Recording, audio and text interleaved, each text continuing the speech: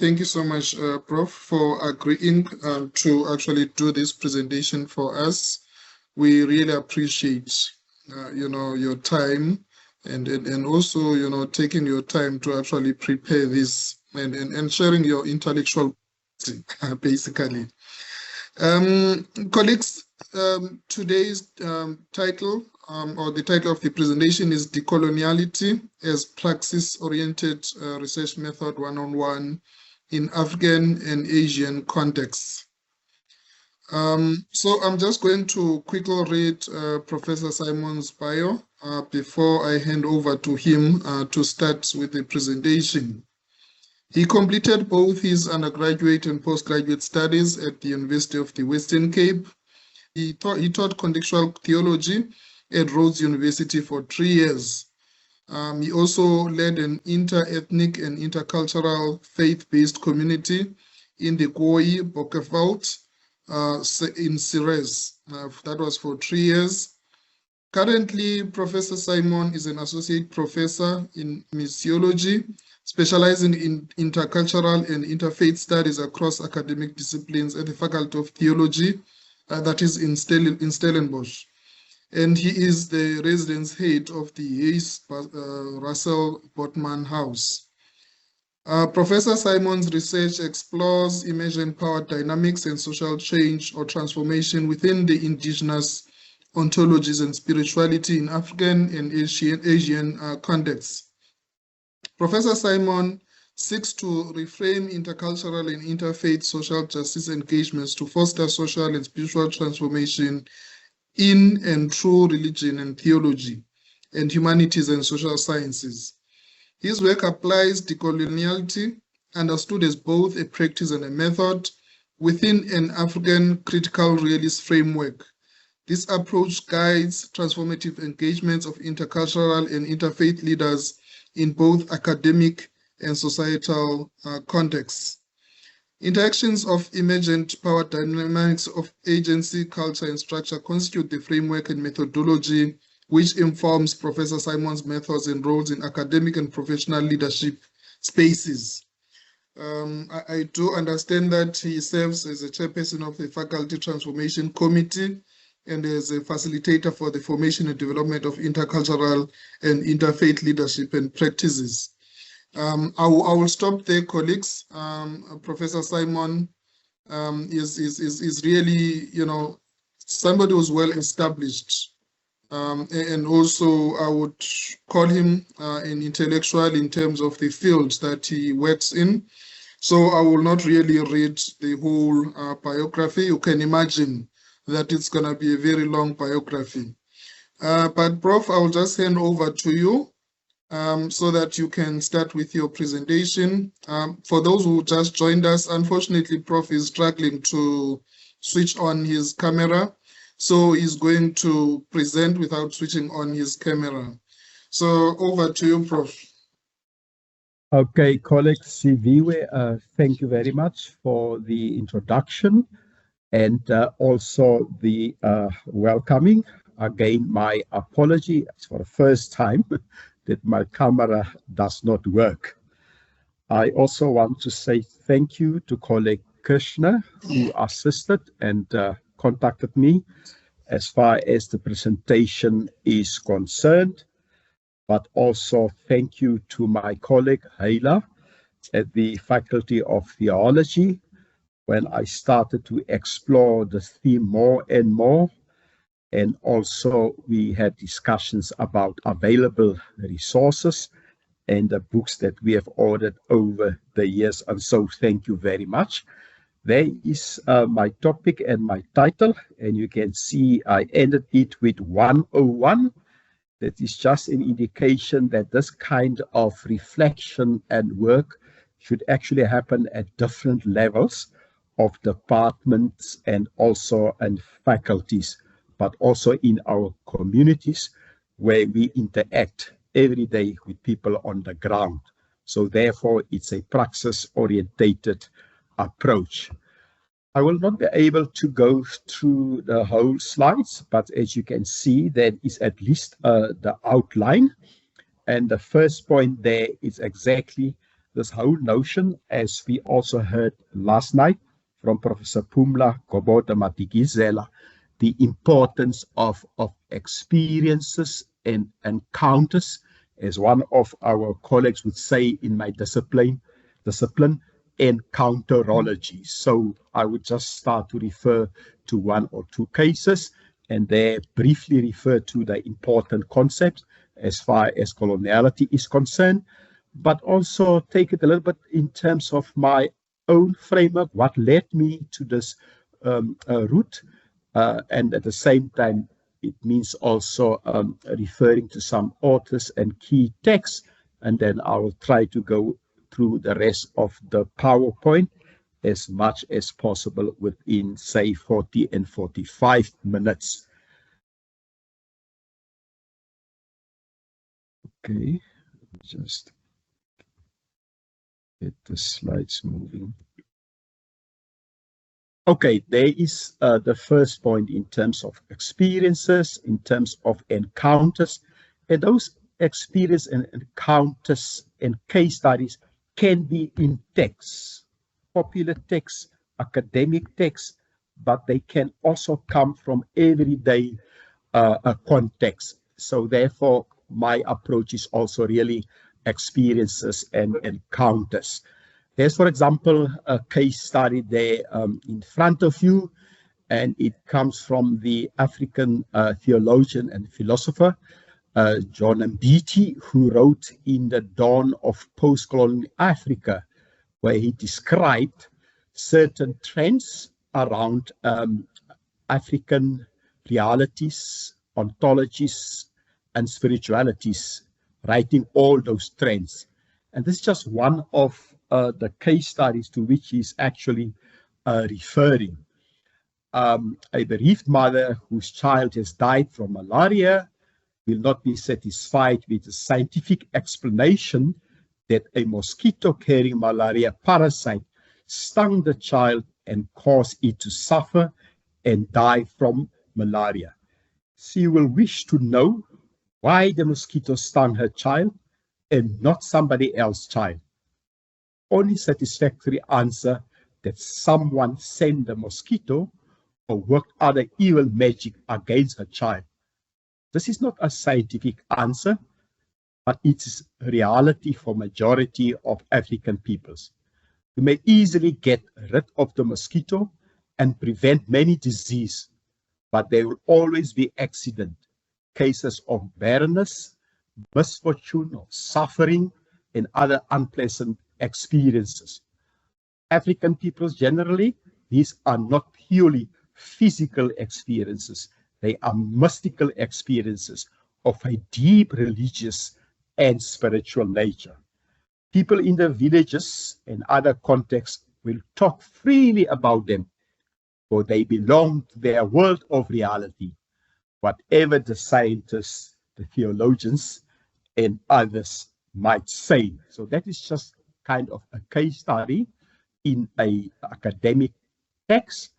But the next one under B, that is actually a radio conversation between two young professional indigenous women healers.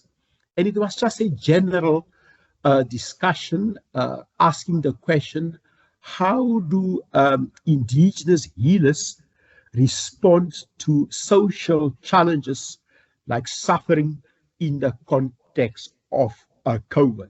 A kind of an open-ended question.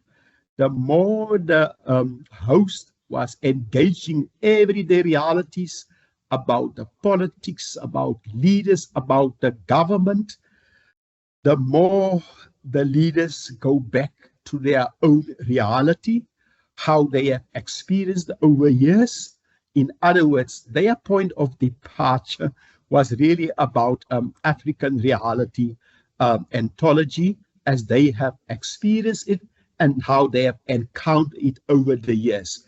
So that is free and everyone can actually look at that kind of text. I did a kind of deep discourse analysis of it, and I would have an interview with these two young professional healers, qualified, I would actually want to know what were the conditions, the context that enabled them to be so inclusive of difference as far as spiritual difference is concerned, or as far as religious difference is concerned, as well as ideological differences, because this is actually what I picked up after a very close analysis of their discourse and so. So these are just two examples of experiences, of encounters, of context that one can find in an academic context, but at the same time also in everyday conversation on the radio. I propose then, therefore, decoloniality as a praxis-oriented approach 101 should actually start with this kind of text, because it makes it easier for, let's say, for students or other conversation partner to somehow identify or with their own kind of context also. So after that, as we also heard yesterday from Professor Pumla's lecture, we then build concepts, we then build knowledge, or we then form characters, etc. and so. So I just wanted to start with those two, let me call it, experiences of case studies, one from a text and one from today's kind of context. Now, secondly, obviously, this lecture is also about the notion of coloniality, decoloniality, and I just throw in briefly a kind of descriptions from two authors, Sims and Naidoo, and I'm a theologian, but it's interesting to see that they are coming from the health sciences and engineering, and the way that they understand this basic concepts as we would understand across different disciplines and so. And that's the definition of background to colonization. As you can see, the issue of control, the issue of power is very central there as far as people are concerned, but also as far as materiality is concerned. That includes the land in different public spheres. That is just a basic description and so. And therefore, colonization, in terms of their description, as we would know, it actually continued. And its way on continuing, it continued at the level of coloniality in different way. It's actually continuing. And here of important is even the colonizing of the minds, colonizing of identity, colonizing of bodies and spaces. And exactly, some of you attended the lecture again. The issue of body situatedness was actually very central in the encounters. So coloniality is actually continuing in terms of people's minds, people's identity, and also different bodies across different spaces and so. The yellow part, I've highlighted it because my emphasis and my point of departure is indigenous reality, indigenous ontology, as something that we cannot jump over or cut and paste in our African context, as we are a university that do research in and from Africa. So therefore, the indigenous way of knowing, of doing, and being is important. And this kind of approach looks then at the colonial metrics of power.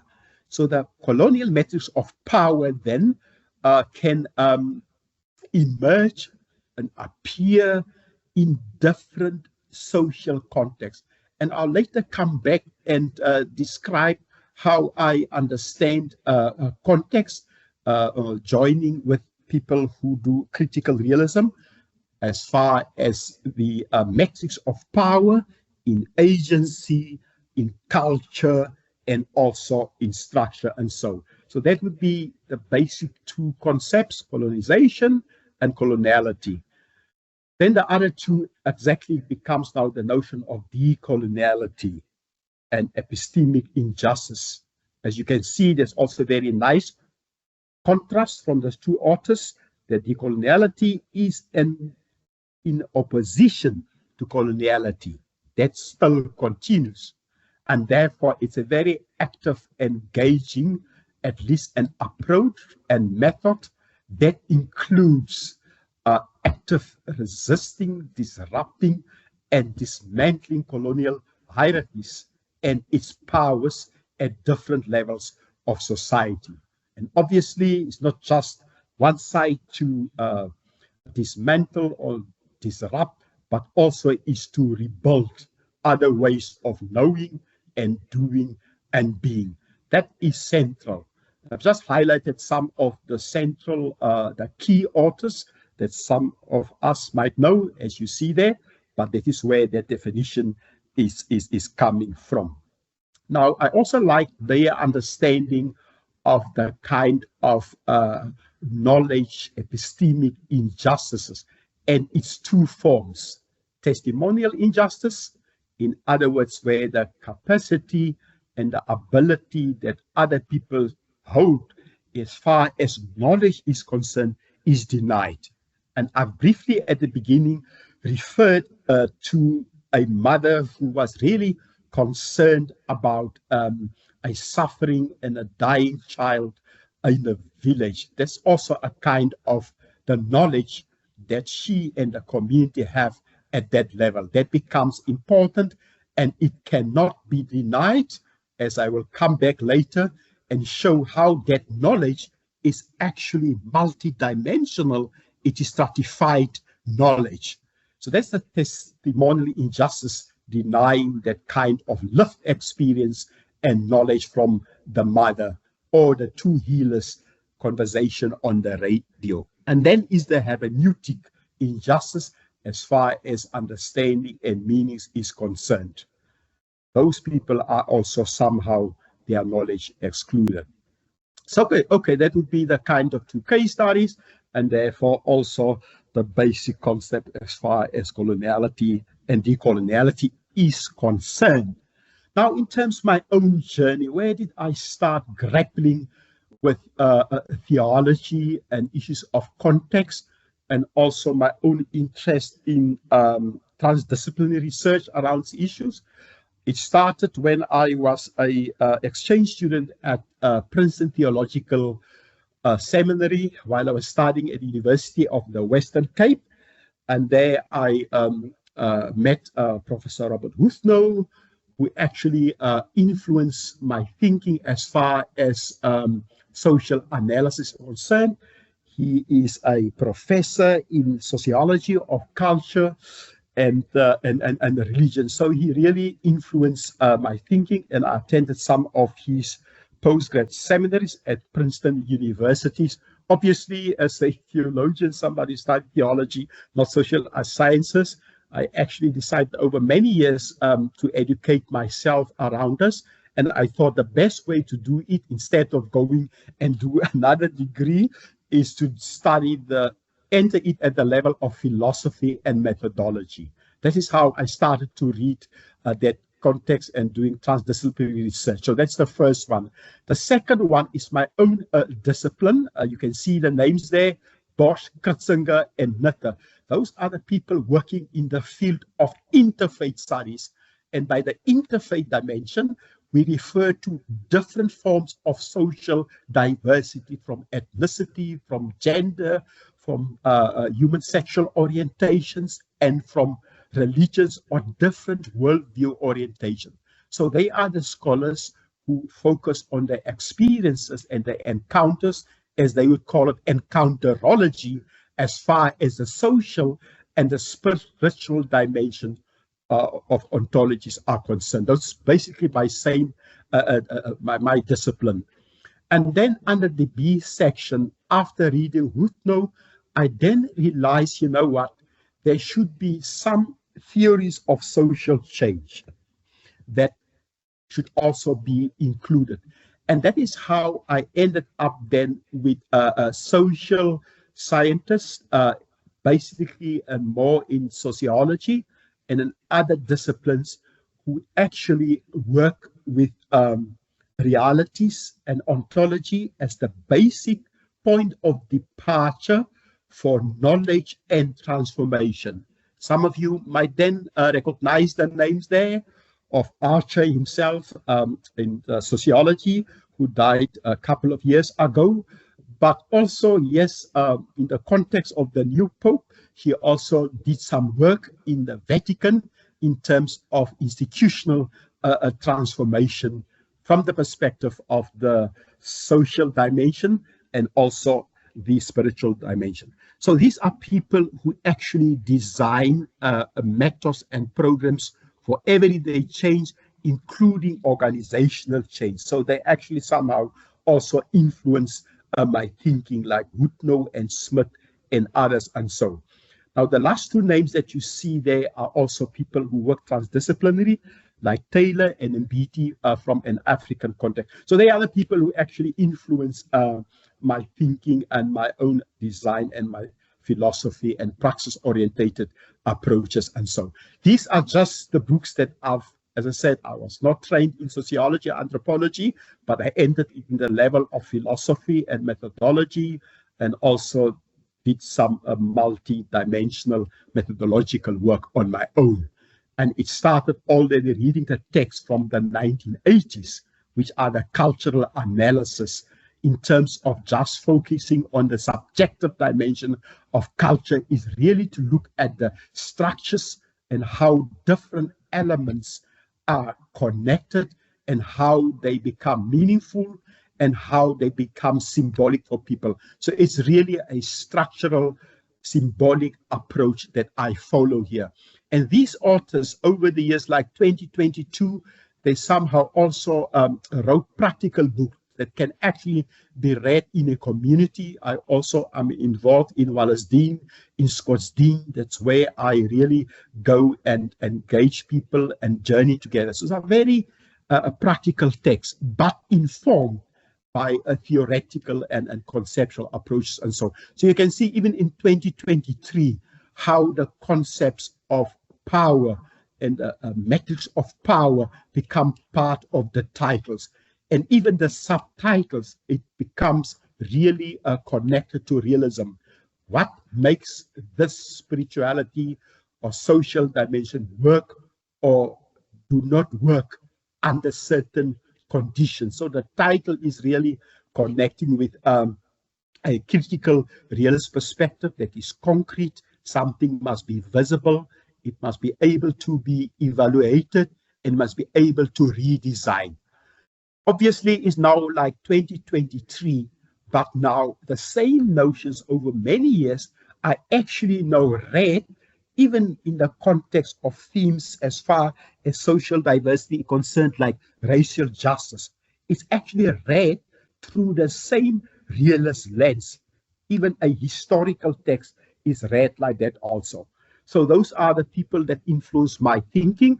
And somebody like Christian Smith, also from sociology of culture and religion, becomes for me a bridging scholar, because he goes back to the natural sciences, he goes back to the social sciences as a religious scholar, and retranslate those concepts, those paradigms, to do work in faith communities in terms of different faith communities. So they develop a social scientific theory of spirituality that can be applied in concrete praxis-orientated research. And so those people that really influence me. And so now I wouldn't say much about this, but you can see I use the same structural symbolic approach to reread now the first generation of what I would call the decolonial African theologians from the 1960s.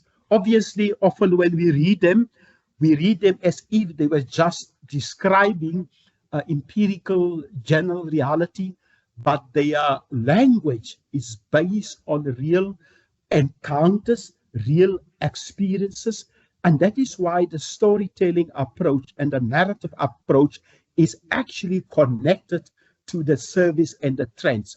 So what I'm suggesting here is really to reread them as far as they have started with the African reality and the African ontology, and connect them with and even elaborate Western scholars who work in a critical realist framework, etc. and so. And there are other names, as I say, I like to read the transdisciplinary literature on this, like Linda Thomas was both trained in feminist anthropology and also a theologian. Those are the kind of bridge persons that actually help me, the kind of praxis-orientated work that I am doing. Now returning to Smith, this becomes now important as far as the two cases are concerned.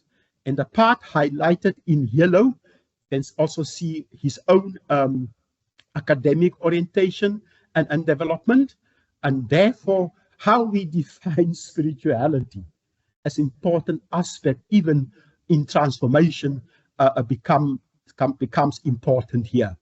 Obviously, when people refer to religion and spirituality, they often might join at the secondary level of religion and spirituality. In other words, people will talk about spirituality and religion and community and identity and meaning and social control and power. All those issues are important, but we would say that are the secondary part of religion or spirituality. And that relates, if you look at the image of the tree, that relates to the branches and the fruits, community, identity. That's important. But there's always the primary part of spirituality. And that relates to the experiences of the mother who's concerned about a dying and a suffering child. That relates to the experiences of the two healers who wants to talk about the social issues on a secondary level of religious spirituality, but they go back to their own reality. And that reality, as expressed by the image of the tree, relates to all those invisible realities out there, the invisible power dynamics in the matrices, those that we do not see, but they do have an impact and they influence how we respond to social change. And that is the level of the primary religion or primary spirituality.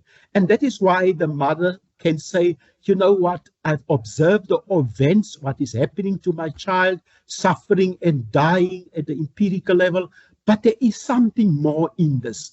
There are certain invisible power dynamics which I identify with, to which I associate the dying and the well-being of the child.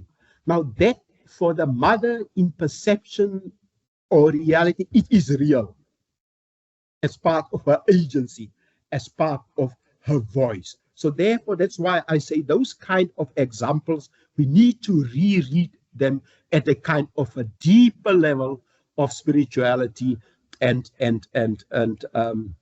religion. So therefore, the image is just an expression of how important the practices are as far as the trunk of the tree are concerned, the activities, the rituals, the discourses to engage the visible and the invisible powers. And that is part of doing decolonial work, even at the level of the social dimension and the spiritual dimension of reality. Okay, now the image that you see there, and I'm going to try and open everything there. This is now another image that is used to express the stratified nature, the multidimensional nature of reality out there. And the first level, and I think the image of the iceberg is important there, is the empirical level, our responses, the experiences, the encounters, how we see that also, you know. But it's just much more deeper than that. That's the actual level, the levels of events, the level of processes. And those events can be observed and unobservable events. Like the mother, she observed what was happening to the dying child. But according to her, there are also the mysterious, mystical events that informs her idea about what reality is and so. So that is just another image that is being used of the iceberg. And if I would do some work on the social and the spiritual dimension in the natural world, I would use these images, even as far as maybe the issues of sustainability, of sustainable stewardship in student communities. You would actually start with the iceberg. Instead of the mother's experience, you start with the iceberg in terms of how we look at natural reality, social reality, and also spiritual reality and so on. Okay, but those are not just concepts and paradigms. There are certain questions that has been operationalized already over quantitative research and qualitative research that can be tested in terms of the reliability or trustworthiness in terms of the kind of questions that we ask when we do the colonial work at this kind of different levels. And so that image that you see there, under each level, there are already questions that have been tested that people can actually ask to tap into this deep reality and so. And I only will refer to the parts that I've highlighted again in yellow there. It's even at the level of discourse, of talk, like the mother, we actually also can sense how deep she talks and her own kind of reflection. But at the same time, one would also have to listen to her voice, not just as a general voice, but her own reflection, her own reflexivity as far as her agency is concerned. So agency itself is not just a broad concept, it's also operationalized to have an ordinary conversation with a mother like this at their own level and from their own perspective. And so those questions are actually conceptualized, operationalized to have that conversation at the multi-dimensional level of the mother. For her, sickness and healing is not just empirical manifestations. There are deeper levels of reality. And this is how I actually went more deeper into a critical realism in my own thinking and so. Earlier I said because of that, we actually now need to really reread the African scholars. And those knowledge dimensions that we've overlooked, they're actually already in there in terms of the multidimensionality of reality in African decolonial work. And so I'm not going to go into that slides, but you can see there are the Swahili words of the Sasa and the Zamani in terms of how we look at the present, how we look at the future, and how we look at the past. Those are built on African reality, spirituality, but also its social dimension. And so in the red, I indicate we actually now need to reread and even elaborate on the current scholarship of Western scholars like Bhaskar from the natural sciences, who developed this method of a kind of a critical realism, and also Archer in the social sciences. We actually have to go back to the African scholars and philosophers and pick up those concepts and now reread those Western scholars. But not only reread them, but when we start rereading them, we actually have to go to the case studies that are real and those to which our students and conversation partner can immediately identify at the level of thinking, at the level of their agency, at the level of everyday practice and so. And then say, on the basis of experience and encounterology, this is where the concept of Archer is coming in. This is where the concept of Bhaskar is coming in. Now continue and do a little bit of this work at the level of 101 at a praxis-orientated approach. So I just want to indicate that goes to the African scholars there. And the same one, I'm not going to repeat it.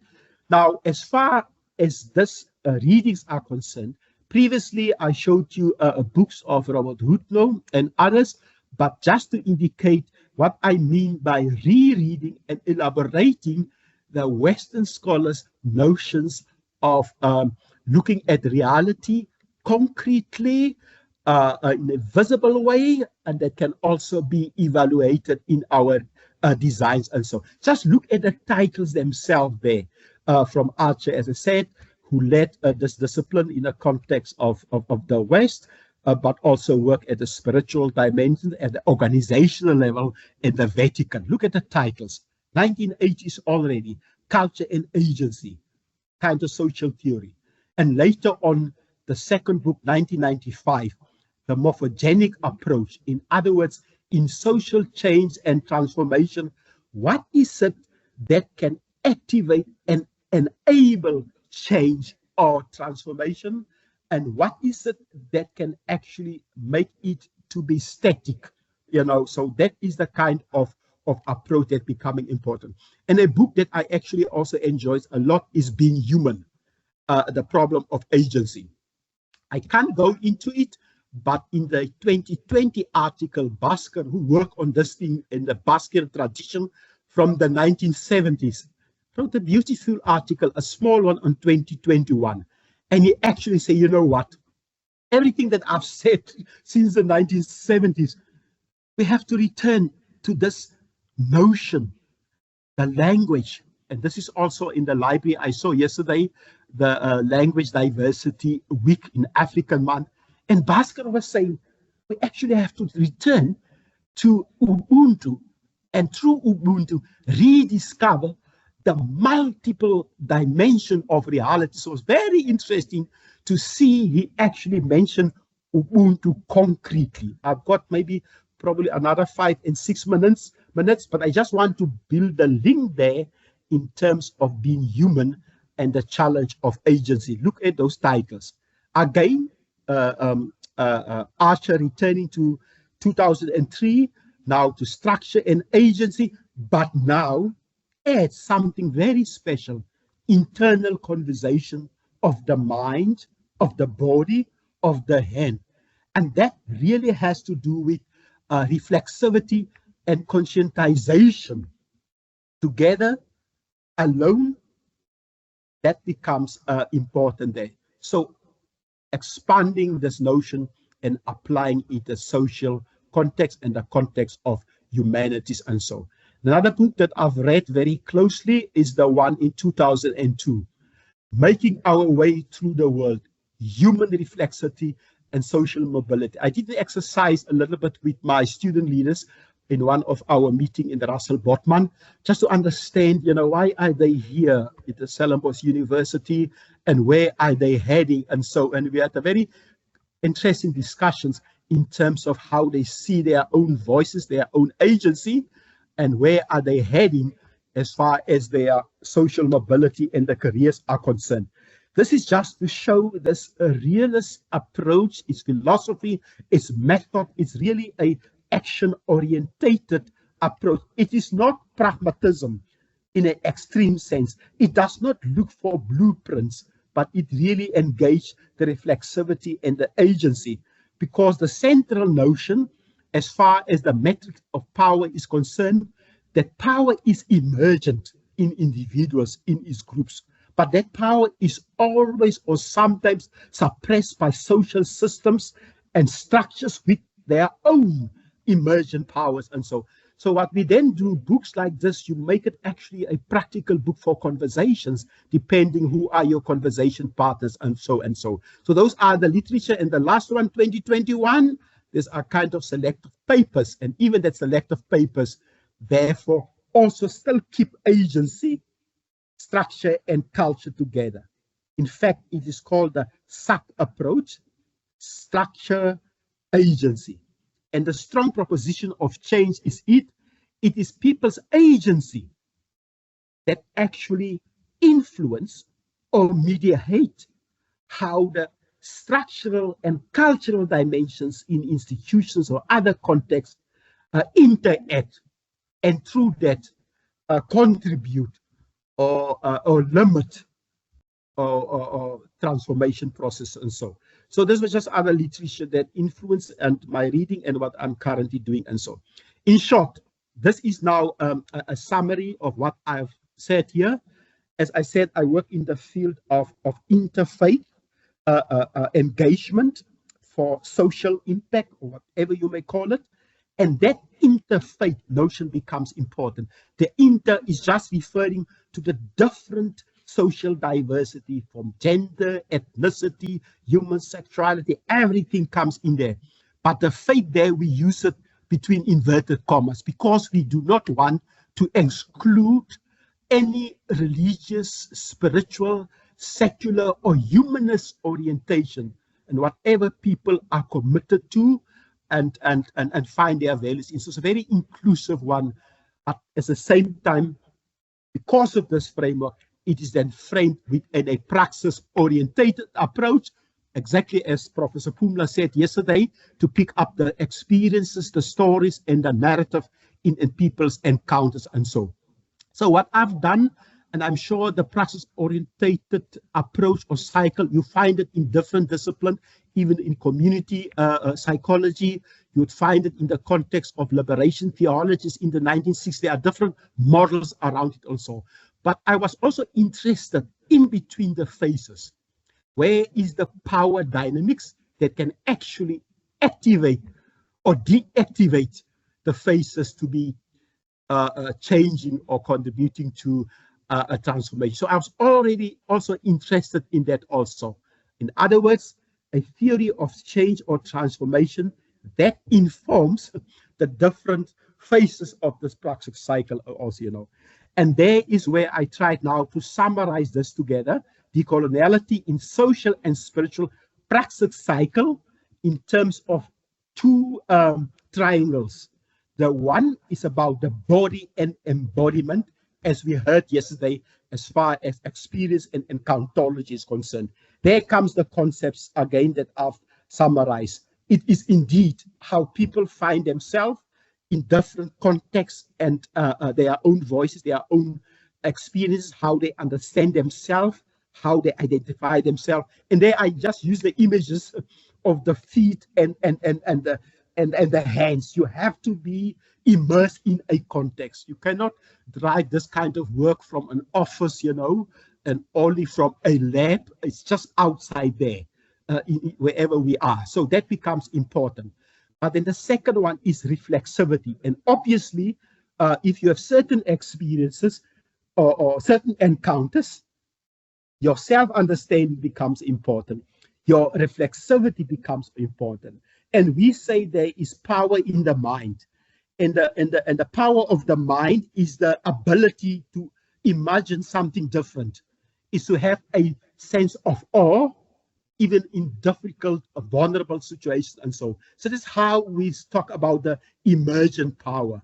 The mind itself, as a kind of a structure, has got this emergent power. It can imagine differently. So that is the power that needs to be activated through reflexivity. And the dimension of the spirituality is just a part of the heart, where the issues of compassion, the issues of justice, you know, are also included there. So those 1 and 2 and 3 relates then to decoloniality in and through the body and embodied practices that are both social and spirituality. Now the fourth part, how do we then reflect contextually on our experiences, on our stories, on our encounters? And that has to do how contextual analysis is actually being done at different levels of the 3 that I showed earlier, or at different levels of the iceberg. Those 3 become very much important. But obviously, there's also a strong proposition, as I've indicated earlier, that is the agency developed of people's experiences and stories that actually influence, strongly put, mediate how the cultural and the structural dimensions can prevent or can activate social change of transformation at different levels of a system of organization. So that contextual analysis actually also goes with concrete propositions and so on. And obviously, in 2 minutes, I see I need to finish. I will just want to say there is the second kind of a triangle, and that one really goes now into this notions. It's the power matrix of the culture or cultures and structures that conditions how people's bodily expressions can become decolonial and transformative. And therefore, an analysis of the power dynamics of a structure and a culture, we should be able to do that even at the level of a mother in a village that tells you know what, there are other structures, there are other forms of knowledge that might come from the theologians, that might come from the doctors, but at the same time, there are also there's others that condition me in the village also, you know. And I just wanted to say, I can't go into it, but in the sense of the faith community, of social communities, that also becomes important. And you can see I also use that other images. I already said as far as the tree of spirituality and religion is concerned, is often not to impose our ideas of spirituality, our ideas of religion, our ideas on people, but also to see how they reflect and scrutinize their embodied notions of that kind of concept. And obviously, there are also traditions of spirituality, of sociality. I call that a compass. Every knowledge that we have is like a toolbox. We select from it, and through the selection, they become some compasses that guide us. And even for the mother, she's actually in her own discourse, selects from a spiritual and a social and a critical tradition, and that becomes her compass around it also. I'm going to conclude, and I think I need just probably to add here. I can't go into other illustration. What you see there in front there, it is just how I summarize the different phases in this praxis-orientated approach. And in various or some of these approaches, they've got different phases. And some of the phases said, you can start anywhere.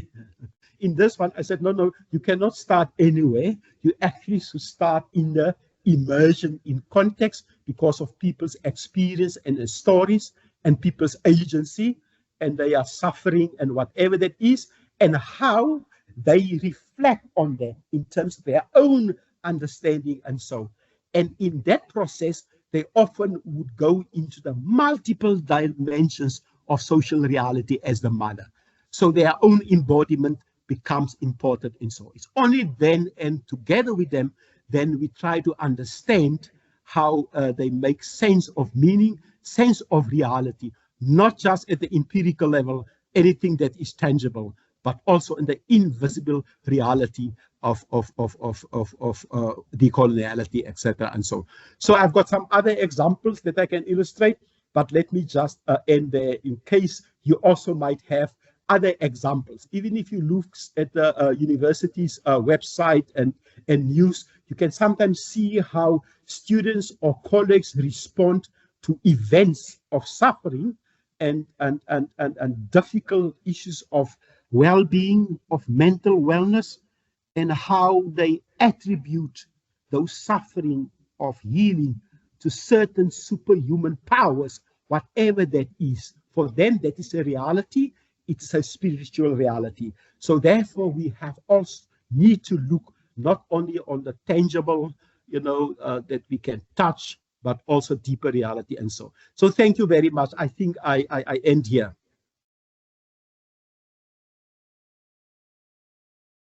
Wow.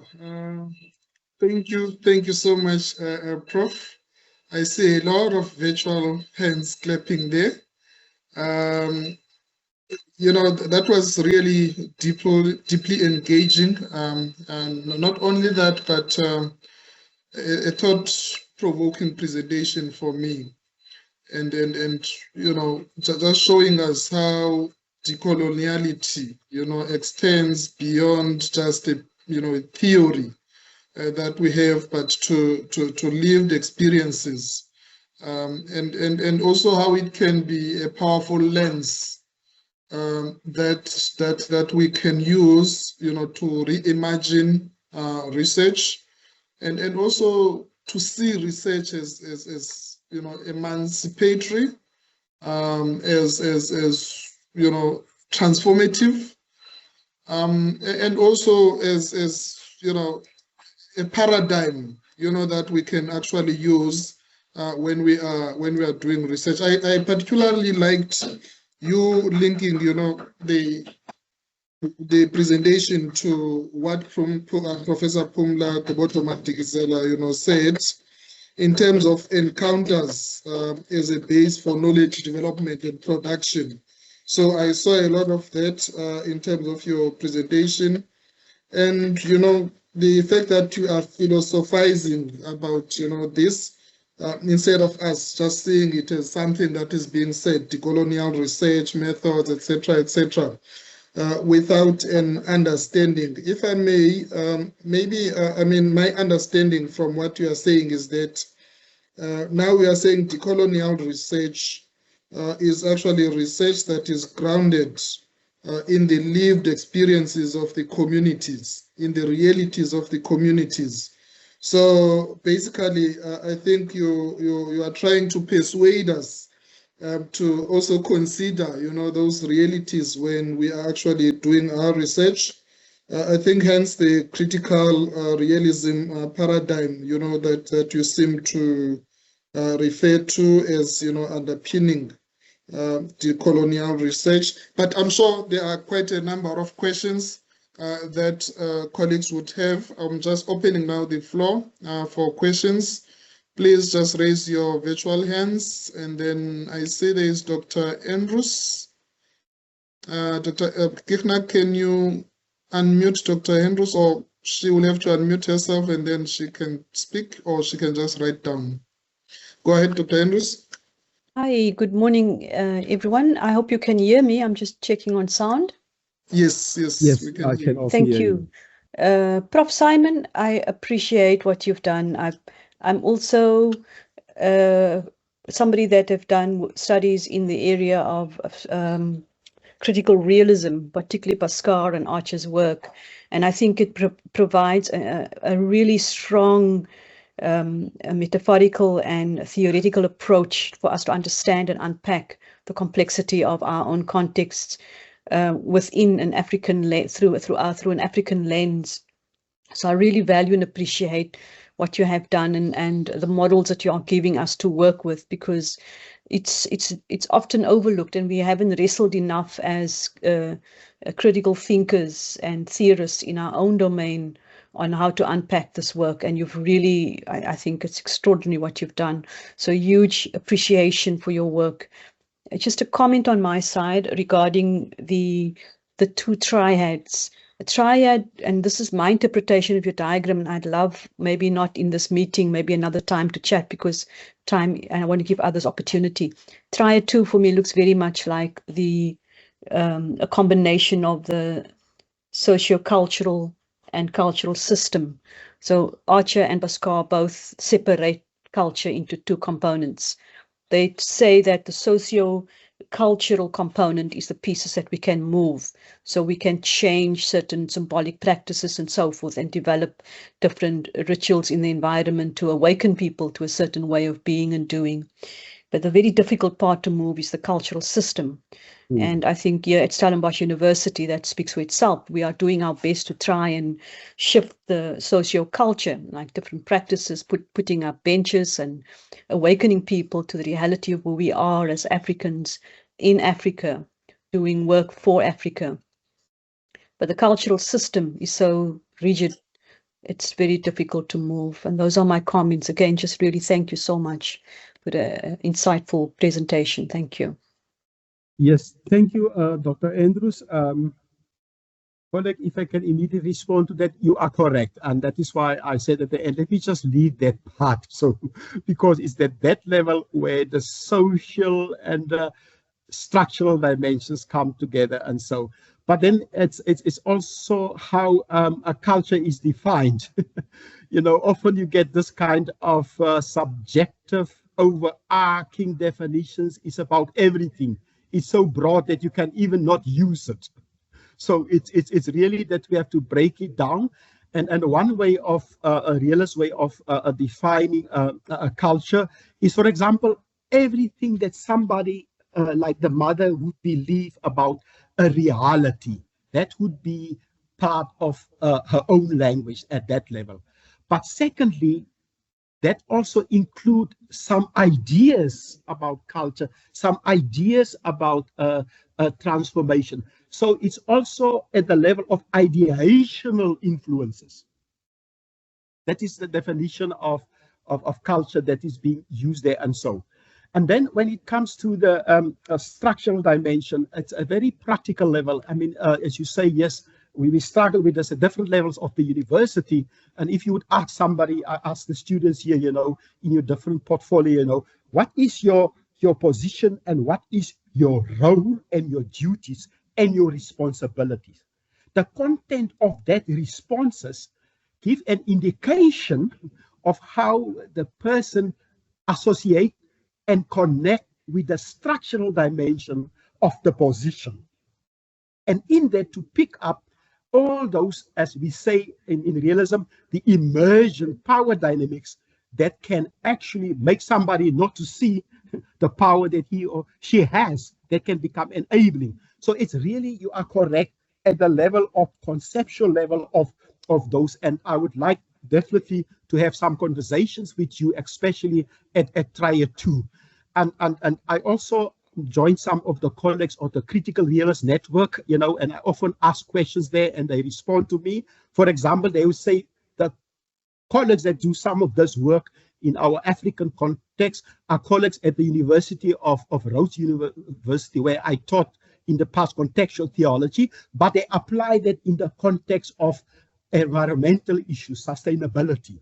So sometimes our approach should be from the concrete and so, but I'm looking forward to our future conversation around this, but also other colleagues in psychology, because I think the first edition of Critical Realism came out focusing on psychology.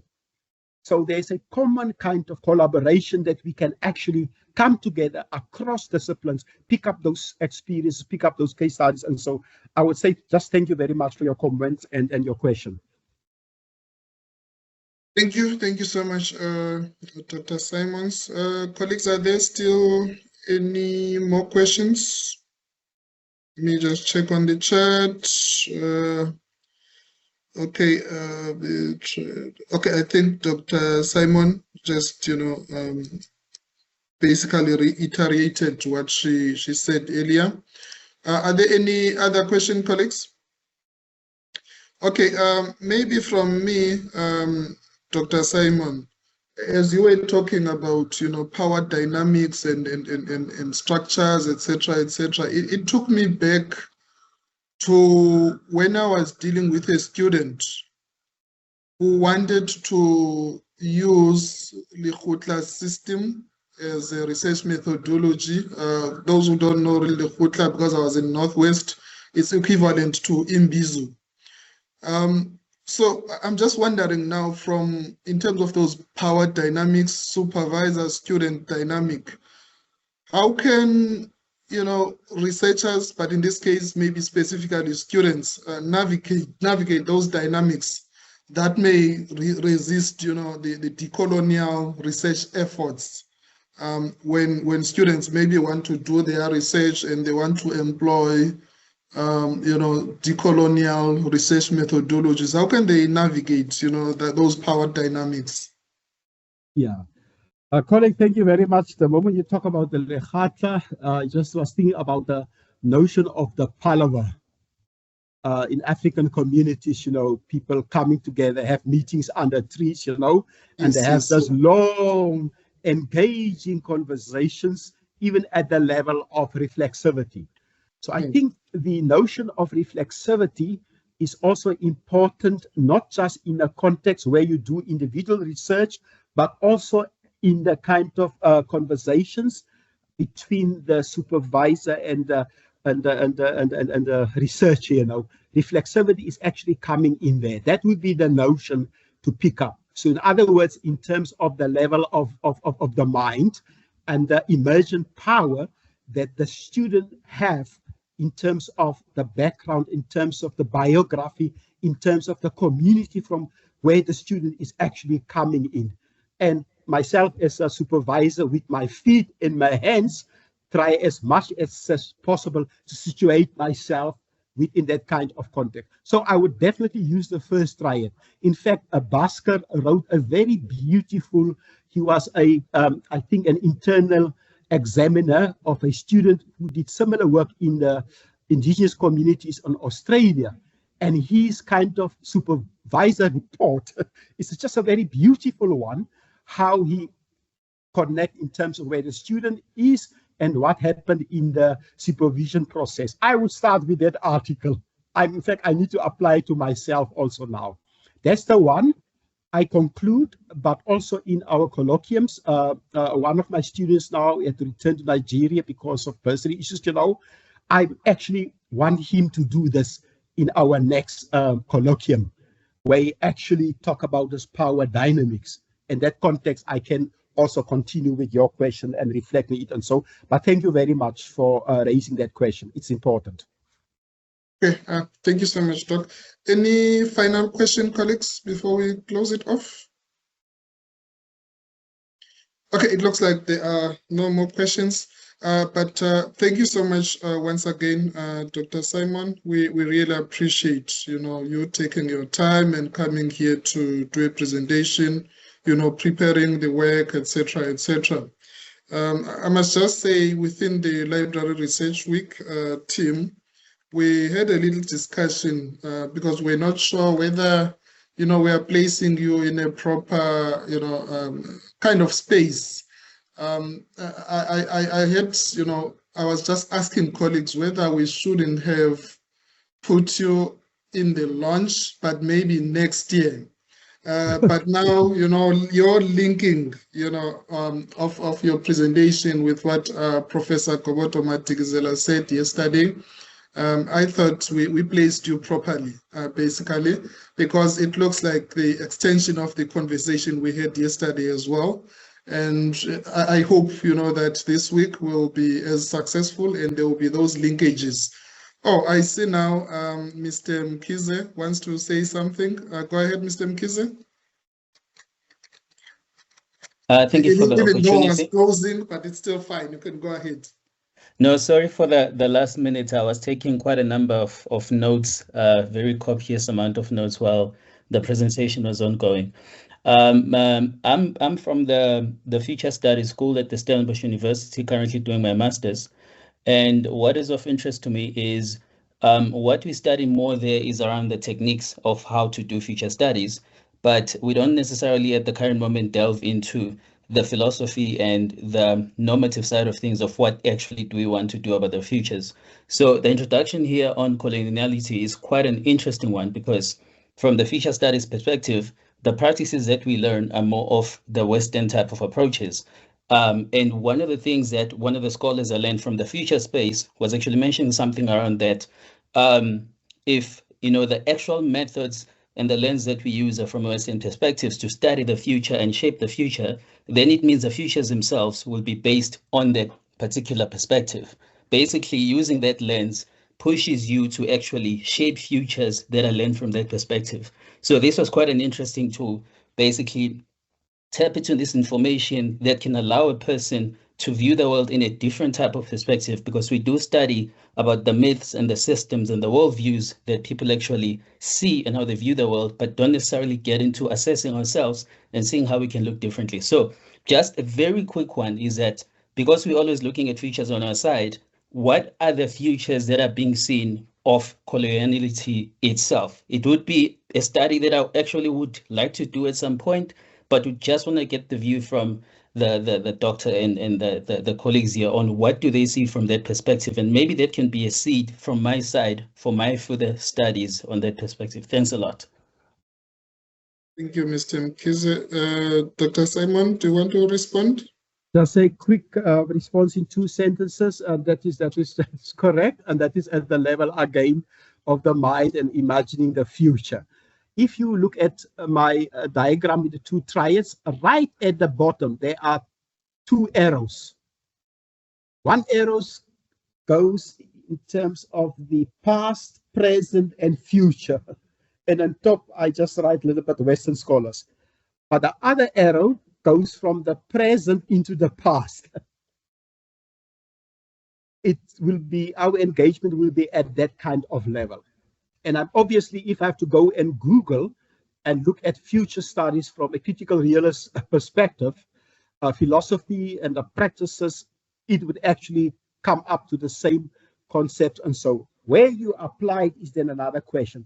But I agree with you. That is important. The more the radio interviewer want to engage the healers in terms of what is happening current, the future, the more they turn the interview into the past, and through that look into the future. So that is really the question, not about philosophy also, but the reality domains. Thank you for your remarks, and so it just also triggered my imagination again now. Okay, thank you so much, Dr. Simon. Colleagues, I think we'll close it off now. I see Dr. Andrews also just commented to say reflexivity, self-identity and personal identity influences the social identity.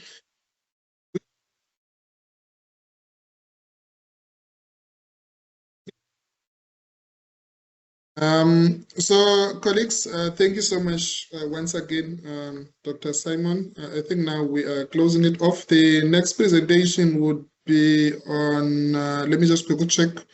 I know it's on copyright, but let me just, the impact of copyright and trademark use before, during and after the research process.